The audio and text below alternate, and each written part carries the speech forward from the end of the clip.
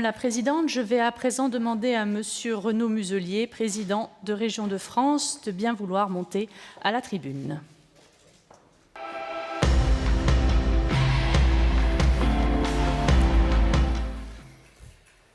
Monsieur le Premier ministre, mon cher Jean,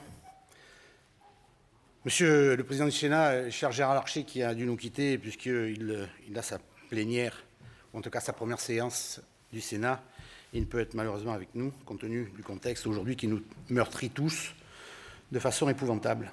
Madame la Présidente de la Banque Centrale Européenne, ma chère Christine, Madame Lagarde, merci pour votre présence. Monsieur le Ministre, vous transmettrez nos amitiés à Madame Gourault, qui ne peut être avec nous aujourd'hui puisqu'elle est cas contact et qu'elle respecte le protocole sanitaire, mais qu'elle va bien, je l'ai eu au téléphone, et elle est navrée de ne pouvoir être à côté de nous aujourd'hui. Mesdames et Messieurs les parlementaires, Mesdames et Messieurs les représentants de nos partenaires, avec François Bonneau, président délégué des régions de France, nous sommes heureux ici avec Valérie de vous recevoir, accompagné de tous mes collègues, présidentes et présidents de région. Et c'est pour nous un congrès très important que nous avons tous souhaité maintenir. Je voudrais tout d'abord vous adresser un grand merci pour avoir accepté de jouer le jeu de cette édition 2020 de notre congrès qui a dû se rabattre sur un format numérique au dernier moment en raison des contraintes sanitaires. Je voudrais donc saluer tous les téléspectateurs qui nous suivent en direct sur Internet et sur Public Sénat et saluer aussi celles et ceux, élus, collaborateurs, acteurs du territoire, qui nous écoutent depuis les hémicycles régionaux où notre congrès est également retransmis. La contrainte stimule l'imagination. Nous attendions plus de 2000 personnes dans un format classique et nous avons plus de 18 000 connexions sur notre site. Nous innovons en réalisant le premier grand congrès d'élus exclusivement à distance. C'est un succès. Je remercie bien sûr Valérie Pécresse et les équipes de la région Île-de-France, ainsi que celles des régions de France pour avoir réussi cette conversion en un temps record. Ce congrès fera date. On voit là encore l'agilité des régions. Je voudrais aussi saluer chaleureusement nos amis de l'Outre-mer qui, exceptionnellement, n'ont pas pu faire le déplacement en raison des contraintes sanitaires. Je sais qu'ils suivent, eux aussi, nos travaux à distance. Je veux leur dire la solidarité des régions de métropole à nos amis d'Outre-mer. Nous affrontons tous des moments difficiles, chacun avec nos particularités. Alfred, Didier, Harry, Rodolphe, Nadine, Daniel, Bernard, nous savons que vos difficultés sont particulièrement aiguës. Vos économies dépendent beaucoup du tourisme et sont particulièrement affectées. Certaines de vos régions ont été durement frappées par l'épidémie. La Guyane a même fait l'objet d'un couvre-feu avant que certaines parties de la métropole y soient aussi soumises. Je constate d'ailleurs qu'il y a ce week-end des élections en Guyane et que la crise sanitaire n'a pas entraîné leur report. Chers amis des Outre-mer, je veux vous dire que nous en sortirons tous ensemble dans la solidarité nationale. Sécurité sanitaire et vie économique ne s'opposent pas. Pour ce congrès, nous nous devions de montrer l'exemple. Je l'ai dit après les annonces très dures qu'a dû faire le Président de la République. Nous ne sortirons des conséquences dramatiques de cette crise sanitaire que si chacun d'entre nous, chacun de nos concitoyens, adopte une attitude responsable. Respecter les gestes barrières, porter le masque et limiter les regroupements, même en famille, il faut le répéter. Oui, ce sont des contraintes, mais elles sont acceptables si on les rapporte aux gains collectifs qu'elles peuvent rapporter. Je suis médecin. Je sais que la science vaincra ce virus. Ce n'est qu'une question de temps. Mais nous ne sommes pas les otages du temps scientifique, ni de son conseil d'ailleurs. Nous devons nous battre pour que le virus ne nous empêche pas de vivre. Il suffit de choses simples. Il suffit à chacun d'être responsable dans sa vie quotidienne. Alors oui, même si les mesures annoncées ont pu faire de nos métropoles des poches de démoralisation, retroussons-nous les manches et faisons en sorte que nous puissions, toutes et tous, passer Noël sous le sapin, avec les yeux qui brillent du plaisir des retrouvailles, les yeux qui brillent du plaisir d'avoir été collectivement plus forts, parce que nous avons su être individuellement plus responsables. C'est le minimum de respect que nous devons à nos soignants, ceux que nous avons applaudis tous les soirs au printemps. C'est le minimum de respect que nous devons aux restaurateurs, aux cafetiers, au monde du spectacle et à tous ceux dont la crise affecte directement l'activité. L'État les aidera, nos régions les aideront, mais ils veulent pouvoir travailler. Et d'une certaine façon, ça dépend de l'attitude de chacun d'entre nous. Notre sens individuel des responsabilités est aussi important pour combattre la crise sanitaire que pour sauver l'économie. Car il faut bien avoir à l'esprit que la crise économique que nous traversons ne découle pas du cycle économique classique. Elle est la conséquence d'une décision politique prise presque dans tous les pays du monde avec pour objectif de sauver des vies. Réguler la crise sanitaire, c'est relâcher la contrainte sur l'économie. La sécurité sanitaire ne s'oppose pas à la vie économique, ni à la vie tout court. C'est le message que je veux marteler. Vive la vie. Adaptons-nous, mais vivons. Notre congrès est un congrès politique, au sens noble du terme. Nous avons souhaité en faire le quartier général de la reconstruction. Pour cela, nous avons passé un accord, Monsieur le Premier ministre, le 28 septembre dernier. Cet accord pose les bases d'une nouvelle relation de l'État et des régions. Je l'ai qualifié de révolution partenariale. Cet accord est aussi le fruit du combat souvent incompris par l'État, que nous menons depuis bien des années. Donner plus de pouvoir au territoire, ce n'est pas dépecer l'État, mais au contraire, c'est le renforcer.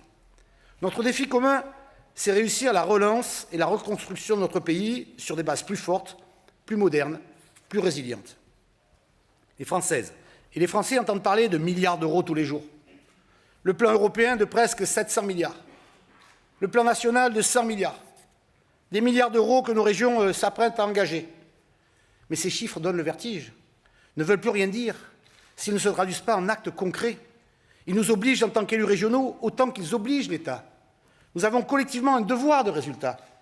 Si nous décevons, si nous tardons, si nous ergotons, si nous compliquons, comme souvent les administrations en ont le secret, alors il ne faudra pas s'étonner des sanctions que l'opinion ne tardera pas à nous infliger violemment. Et elle aura raison. Tout le monde, et moi le premier, a salué l'ampleur de la pertinence de la réponse économique qui a été donnée à la crise par Bruno Le Maire sous la responsabilité de votre prédécesseur, puis de vous-même, Monsieur le Premier ministre. Les régions y ont pris leur part dans un exercice inédit de collaboration avec l'État. Ces mesures d'urgence ont permis d'éviter que tout notre système s'effondre. Elles doivent encore être mobilisées et même amplifiées pour sauver les activités frappées par les décisions liées à la lutte contre la pandémie. C'est le fonds de solidarité, ce sont les fonds régionaux, c'est le chômage partiel, ce sont les reports de charges fiscales et sociales, et vous en faites. Quand un être humain se noie, on lui tend la main, on lui porte secours, sans discuter, sans hésiter, sans calculer, ni mégoter. De ce point de vue, la France a été exemplaire, et nous souhaitons tous qu'elle le demeure. Dans le même temps, a été élaboré un plan de relance très ambitieux. Ce sont les fameux 100 milliards, dont 40 sont financés par un mécanisme de soutien inédit de l'Europe, qui a montré qu'elle pouvait tenir son rôle auprès de nos concitoyens. Ce plan de relance prépare l'avenir. Il est fondamental pour notre jeunesse. Comme le disait le Président de la République, c'est difficile d'avoir 20 ans en ce moment. Le plan de relance, c'est pour tous les actifs, c'est pour sauver des emplois, c'est pour transformer notre modèle, c'est pour prendre la mesure des défis climatiques, c'est tout ça à la fois. Et c'est donc avant tout un message d'espoir que nous envoyons à notre jeunesse. Envoyons de l'espoir, de la vie, de la lumière. Bien entendu, le plan de relance ne produira aucun miracle instantané. Il s'inscrit dans un temps plus long que les mesures d'urgence.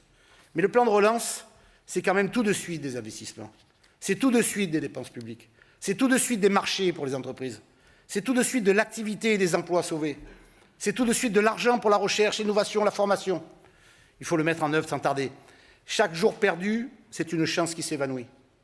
Chaque semaine de retard, ce sont des emplois compromis. Chaque mois d'attente, c'est de la souffrance en devenir. L'inertie est toujours une faute. Aujourd'hui, c'est un crime. Donc il faut aller vite, aller fort, aller loin. Voilà le sens de l'accord que nous avons passé ensemble le 28 septembre dernier. Il a recueilli l'assentiment enthousiaste de tous les présidentes et présidents de régions de France, quelles que soient leurs appartenances politiques.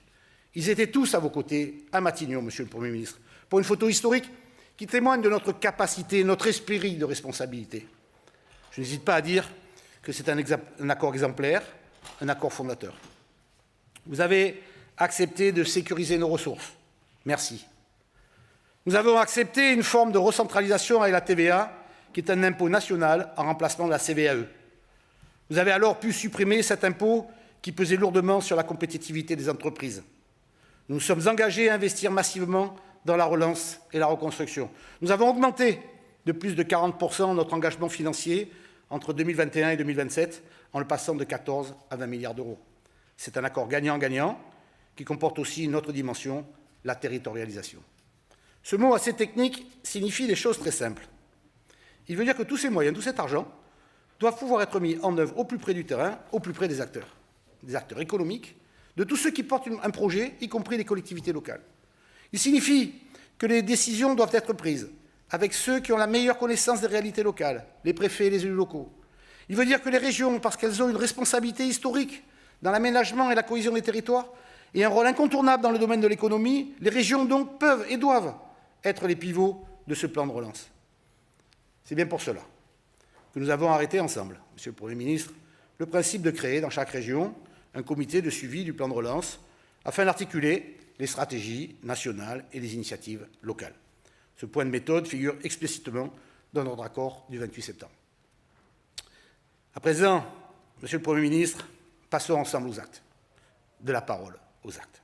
Les Français et les Françaises nous regardent. Ils n'attendent pas de nous des chamailleries ou des luttes de pouvoir. Ils attendent de nous un esprit de responsabilité. Nous sommes prêts, les outils sont en place, et pourtant, de petites musiques s'installent, ici et là. Des signaux faibles se font entendre qui peuvent semer le trouble sur la manière dont cet accord va se traduire dans la pratique. Je ne doute pas de votre volonté maintes fois démontrée, Monsieur le Premier ministre, et je vous en remercie une nouvelle fois. Mais je tiens à vous alerter, et j'espère que dans un instant, vous allez balayer ces craintes naissantes. Si nous savons dire merci, nous savons aussi être force de proposition, parfois avec insistance, un peu lourd, mais toujours républicain et respectueux de l'autorité républicaine. Je voudrais donc rappeler et vous proposer quelques points en particulier. 1. Nous nous sommes tous engagés à signer très vite des accords de relance permettant de financer en 21-22 des projets prêts à démarrer. Le recensement de ces projets est fait, mais les préfets n'ont toujours pas leur mandat, leur indiquant les crédits dont ils disposent à cet effet. 2. La manière dont vont s'organiser les comités de suivi régionaux du plan de relance doit être définie dans une circulaire qui doit préciser les modalités d'association des acteurs locaux autour du couple préfet de région, président de région, préfet de région. Ce mode d'emploi indispensable n'est toujours pas diffusé, ce qui nuit à la bonne coordination d'initiatives à l'échelle régionale. Troisièmement, pour démultiplier les effets des accords de relance, l'État et les régions doivent signer une nouvelle génération de contrats de plan. Un volet crucial de ces contrats concerne les investissements sur les infrastructures de transport, et notamment les petites lignes ferroviaires. Vous savez à quel point elles sont importantes, les besoins sont immenses pour mettre le réseau en état et pour le développer. Les projets sont prêts à être réalisés sur d'autres, les études techniques peuvent être engagées. C'est une aventure de longue haleine si l'on veut se donner les moyens de créer une alternative aux tout-voitures et développer de nouvelles formes de mobilité. C'est un élément important de la transition écologique que nous appelons de tous nos vœux. C'est une source de commande publique au long cours. Alors il semble qu'il y aura bien des moyens affectés par l'État à cette politique. Nous sommes très surpris qu'il n'y ait aucun engagement pris au-delà de 2022. Comme si on pensait sérieusement pouvoir réussir cette transformation là où en seulement 2 ans, comme si l'engagement demandé aux régions jusqu'en 2027 ne s'appliquait pas à l'État.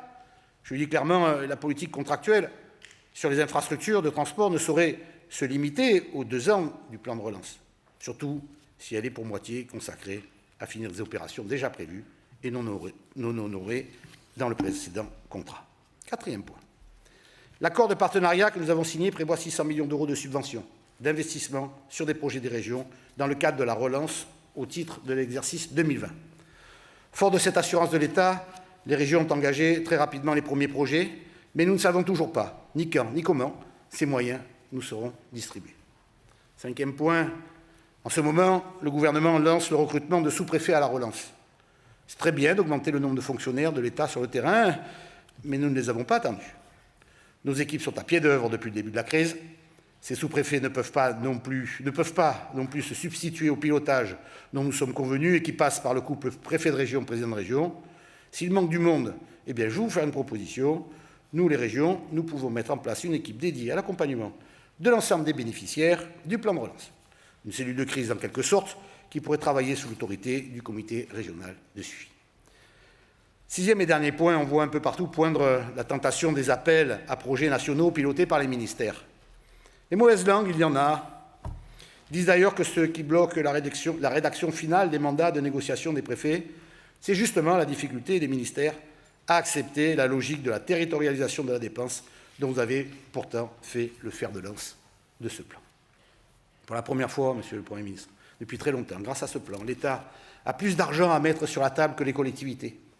Personne ne s'en plaindra. Mais cet argent concerne des politiques publiques dont les collectivités locales assurent depuis longtemps la mise en œuvre. Est-il pertinent de recréer des mécanismes nationaux qui doublonnent avec ceux qui existent sur le terrain? Est-il pertinent d'agir en ignorant les services des régions qui, depuis des années, ont bâti une relation avec les entreprises?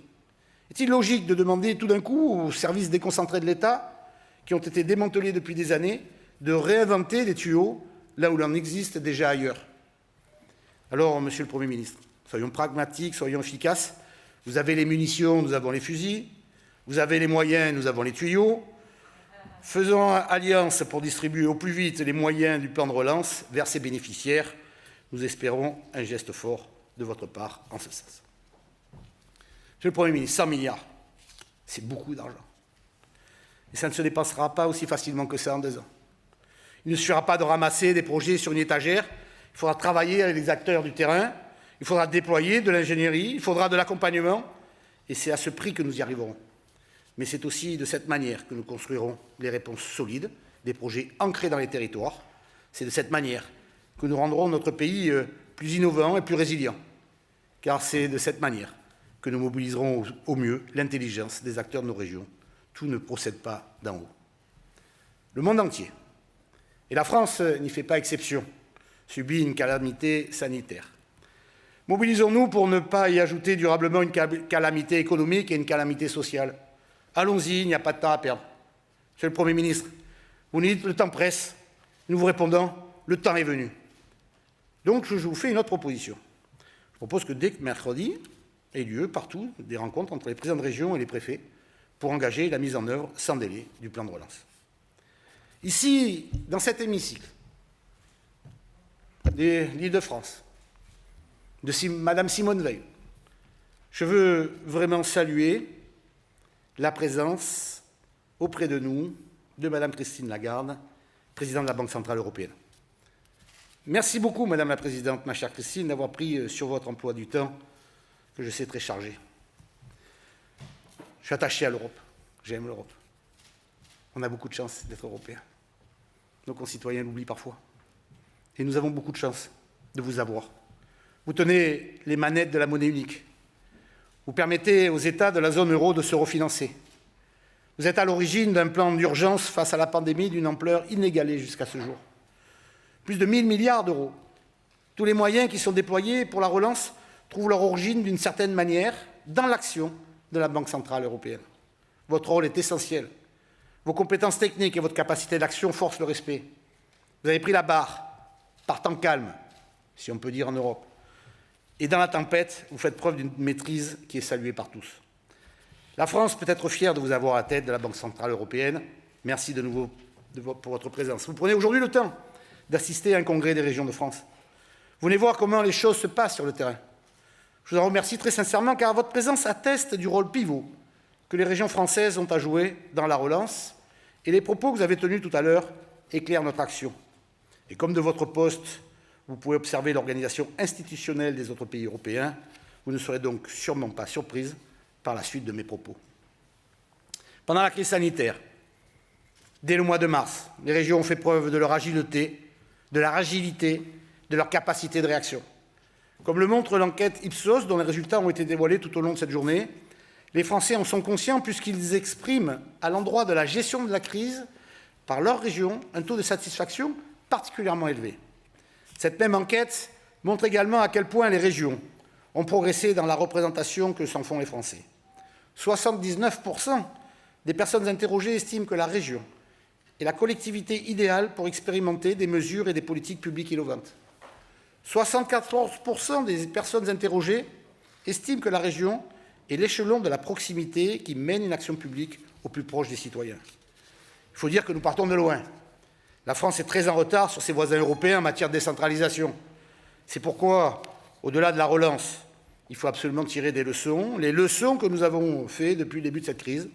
Cette crise, tu l'as dit Valérie, vous le savez, Monsieur le Premier ministre, cette crise offre une opportunité. Elle a obligé l'ensemble des acteurs publics à réinventer leur modalité d'action. Tous mes collègues qui se sont exprimés dans les tables rondes ce matin ou dans les extraits vidéo l'ont dit. La donne a changé sur le terrain. Nous ne sommes pas dans des pétitions de principe ni dans l'incantation. Nous voulons traduire dans la loi ce qui a fait ses preuves sur le terrain. La vidéo de l'INA que nous avons visionnée sur la décentralisation se termine par les propos de l'actuel président de la République qui a parlé de responsabilité. Eh bien, la responsabilité, c'est exactement ce que nous voulons. Pouvoir assumer politiquement nos responsabilités. Mais il n'y a pas de responsabilité sans pouvoir. La décentralisation, c'est d'abord des garanties sur l'autonomie financière, car sans moyens, pas d'action possible. Et ces moyens doivent pouvoir être décidés par les élus, c'est la base de la démocratie. La décentralisation, c'est ensuite la garantie de pouvoir agir en toute autonomie. Lorsqu'une responsabilité est confiée à un échelon, l'État ne doit pas pouvoir revenir sur les décisions prises à ce niveau, ni en modifier la règle du jeu. Ça passe par l'attribution d'un véritable pouvoir réglementaire. La décentralisation, c'est enfin la reconnaissance de la diversité de nos territoires, et donc la possibilité d'expérimenter et d'agir de façon différenciée, avec des responsabilités à la carte. Le renouveau démocratique est à ce prix, et notre pays en a bien besoin. C'est tout l'enjeu auquel le Sénat a entrepris de répondre avec ses propositions de loi. L'une de nature constitutionnelle, l'autre de nature organique. Le président du Sénat nous les a présentés tout à l'heure. Ces textes affichent une ambition qui est un préalable à la question de la ventilation exacte des compétences. Nous en soutenons pleinement l'esprit. Puisque le Sénat y a travaillé en associant largement les associations d'élus, notamment Territoires Unis, partons de cette base et faisons-en un débat national. Vous parlez souvent de bon sens, Monsieur le Premier ministre. Il n'est hélas pas si souvent partagé. Aller dans cette direction, c'est du pur bon sens. Et le bon sens mis en œuvre par des gens de bonne volonté, c'est la martingale du succès. Je suis intimement convaincu qu'il existe un lien très fort entre la reconstruction de notre pays et son évolution institutionnelle. Nos concitoyens ont besoin de plus d'espace de respiration démocratique pour pouvoir être plus inventifs et mieux à même d'affronter les défis du futur. Voilà, Monsieur le Premier ministre, vous le voyez, nous ne manquons ni d'énergie, ni d'envie de bien faire, ni d'idées. Nous sommes vos partenaires dans l'action publique. En mars prochain, les électrices et les électeurs de notre région, de nos régions, désigneront leurs représentants pour un nouveau mandat de 6 ans. Je dis bien en mars prochain, car comme le montre l'exemple guyanais, rien ne nécessite à ce stade de modifier la date des élections. Notre urgence, c'est de nous consacrer à la relance de notre pays, car c'est le premier sujet de préoccupation de nos concitoyens. Nous sommes concentrés, nous devons rester concentrés sur nos 3 crises, les 3 crises qui nous touchent, la crise sanitaire, la crise économique, la crise sociale. N'ajoutons pas une crise politique à cause d'un calendrier. Ce dernier congrès, donc, de la mandature régionale actuelle, traduit la fin d'une période durant laquelle les régions ont démontré leur capacité à absorber les multiples réformes auxquelles elles ont été confrontées, à commencer par la fusion d'un grand nombre d'entre elles. Et une période à la fin de laquelle elles ont eu à faire face à la plus grande crise économique que notre pays ait connue depuis la Seconde Guerre mondiale. Et non pas à rougir de leur bilan, Monsieur le Premier ministre. Elles peuvent même considérer qu'elles y ont gagné leur galon de respectabilité. Et elles ont développé entre elles des liens inédits de solidarité et de fraternité. Je veux d'ailleurs remercier tous les présidents de région qui ont travaillé pendant cette crise et qui ont soutenu le président que je suis, le président délégué, la première vice-présidente, enfin tous ensemble, face à cette crise. Alors si nous voulons réussir la relance et la modernisation de notre pays, si nous voulons faire en sorte que nos concitoyens en voient le résultat rapidement et se sentent mieux compris dans la diversité de leurs lieux de vie et de leurs activités, si nous voulons donner un nouveau souffle à la démocratie locale, c'est le moment. C'est le moment de faire confiance aux régions. C'est le moment de déconfiner le plan de relance.